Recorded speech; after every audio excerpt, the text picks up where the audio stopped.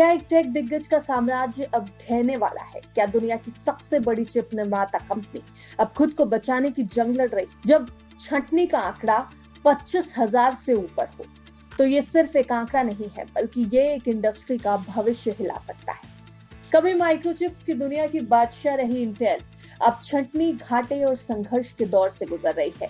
और आज आपको इस रिपोर्ट में समझाएंगे इस टेक जाइंट के गिरते कदमों के पीछे की पूरी कहानी और समझेंगे कि क्या आप खतरे में है इंटेल का भविष्य। दुनिया की सबसे बड़ी चिप मैन्युफैक्चरर कंपनियों में से एक इंटेल, जहां एक चौंकाने वाली खबर इस समय सामने आई है। इंटेल में 25,000 से ज्यादा नौकरियां खतरे में हैं और कंपनी बड़े स्तर पर छंटनी यानी लेऑफ्स की तैयारी कर रही है।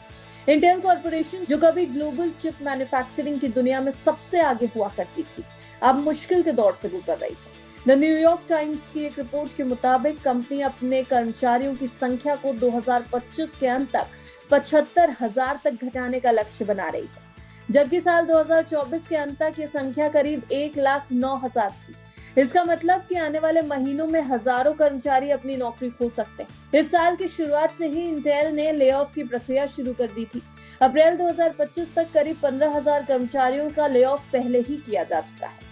ये छंटनी पिछले साल की छंटनी के बाद की जा रही है, जिसमें 15,000 से ज्यादा नौकरियां खत्म कर दी गई। कुल मिलाकर 2024 और 2025 दोनों सालों को अगर मिला के देखें तो कंपनी ने 30,000 से ज्यादा नौकरियां काट दी। कंपनी के नए सीईओ लिंगबू टैन ने इन बदलावों की पुष्टि की है, इन बदलावों के होने की बात पर मुहर लगाई है।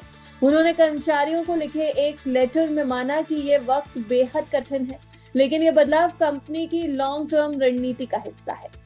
उन्होंने कहा कि हमें पता है पिछले कुछ महीने आसान नहीं रहे, लेकिन हम अपने संगठन को सुव्यवस्थित करने और दक्षता बढ़ाने के लिए जरूरी कदम उठा रहे हैं। इंटेल ने जर्मनी और पोलैंड में नए प्लांट्स की योजना फिलहाल के लिए स्थगित भी कर दी है। वहीं कोस्टा रिका में कुछ ऑपरेशंस को वियतनाम और मलेशिया में शिफ्ट किया जा रहा है। कंपनी का मकसद है ऑपरेशनल कॉस्ट को कम करना और ग्लोबल नेटवर्क को ज्यादा प्रभावी बनाना। अब बात कर लेते हैं कंपनी के फाइनेंशियल रिजल्ट्स की।